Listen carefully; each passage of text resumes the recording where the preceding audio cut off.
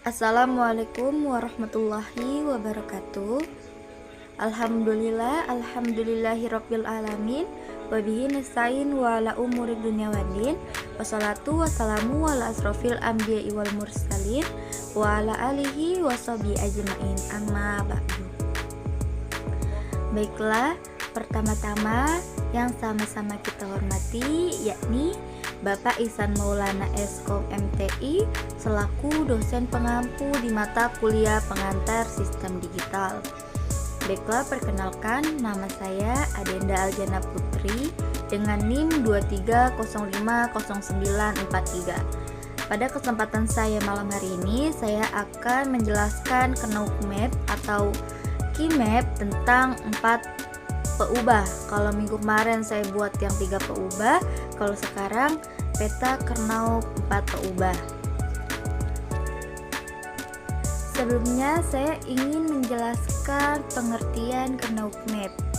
Jadi, Key-map atau Knauf Map dapat dianggap sebagai versi khusus dari tabel kebenaran yang memudahkan pemetaan nilai parameter dan menghasilkan ekspresi boolean yang disederhanakan. Nah, lalu Key-map juga paling cocok untuk fungsi dengan 2 hingga 4 variabel. Slide selanjutnya ada manfaat dan tujuan Knauf Map. 1. Untuk menyederhanakan fungsi logika. Jadi peta Knauf membantu menemukan ekspresi boolean yang lebih sederhana dengan mengidentifikasi pola dan pengelompokan pada kombinasi input. Yang kedua, ada mengoptimalkan rangkaian digital. Solusi yang lebih sederhana menghasilkan rangkaian digital yang lebih efisien dari segi biaya, ruang, dan konsumsi daya.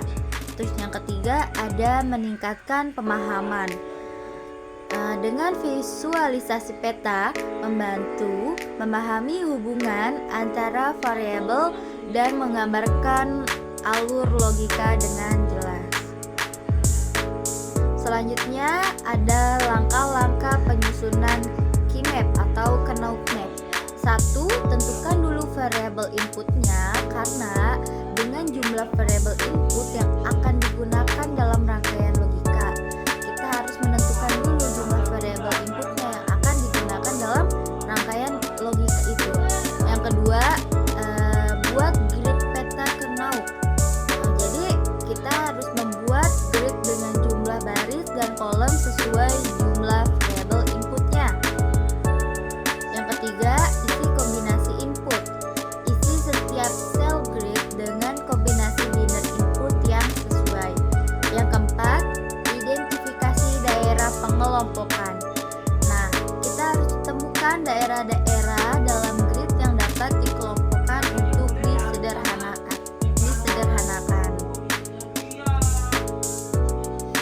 Ada contoh penggunaan Knauf Map. 1. Rangkaian penjumlahan biner.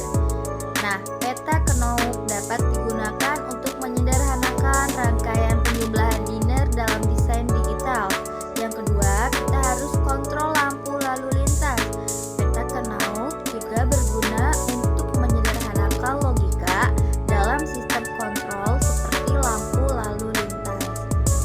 Yang ketiga, rangkaian decoder. Selain itu, peta ini dapat diterapkan pada desain rangkaian decoder untuk menghasilkan implementasi yang lebih efisien. Nah, karena di sini saya akan menjelaskan tentang Key-map 4 variabel atau 4 peubah. Sini saya jelaskan dulu pengertian. Nah, jadi Key-map atau Knauf Map 4 variabel hampir sama dengan Key-map 2 dan 3 variabel. Yang membedakan sedikit pada sel-sel yang digunakan dan juga penempatan nilai A, B, C, dan D dalam variabel, yaitu sebagai berikut. 1. memiliki peta 4x4 sebagai table variable. 2. Menentukan nilai kebenaran 1 dan 0 dari setiap kombinasi variabel. 3. Mengkelompokkan sel-sel yang memiliki nilai kebenaran yang sama dalam grup sesuai mengidentifikasi pola atau grup dalam sel-sel KeyMap. Dan yang terakhir, menuliskan persamaan boolean dalam grup sel.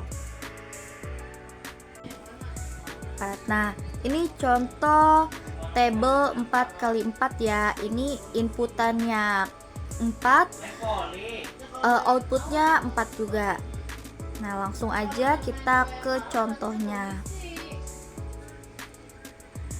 Sini contoh Knauf map 4 Pak ubah. Nah, di sini C0 kok hasilnya A-nya 0, B-nya 0, C-nya 0, D-nya 0. Itu dari mana? Itu. Nah, baiklah, ini contoh Knauf map 4 Pak ubah. Nah, di sini C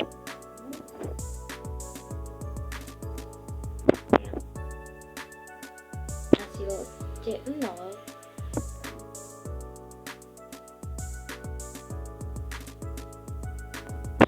karena di sini C0. Nah, dari C0 ini ke sini. Nih, jadi hasilnya 00. Terus dari situ langsung dari sini ke sini.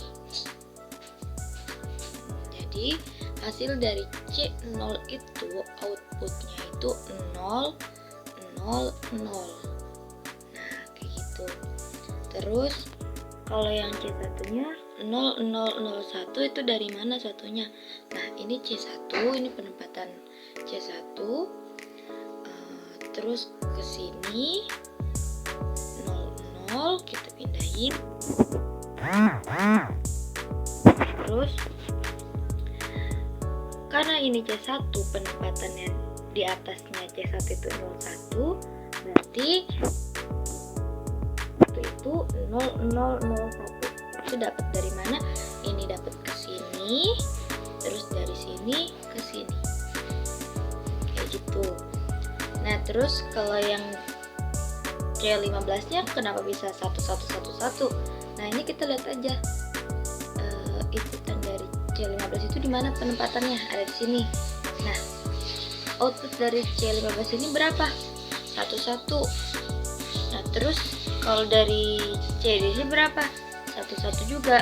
Berarti kita pindahin inputan dari C15 AB-nya 11, CD-nya 11. Kayak gitu. Jadi dia tinggal lihat penempatannya aja. Jadi ntar inputannya ini inputannya.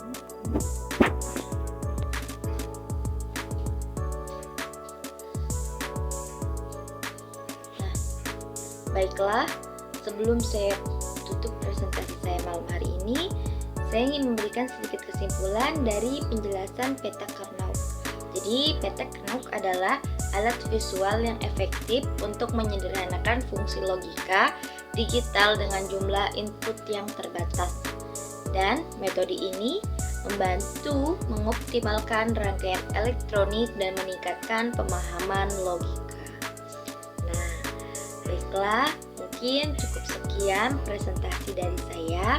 Kurang lebihnya harap dimaklumkan, dan saya harap kita semua dapat memahami materi tentang peta Knauf ini, dan kita dapat memahami mata kuliah pengantar sistem digital. Cukup sekian dari saya. Ilaliko, wassalamualaikum warahmatullahi wabarakatuh.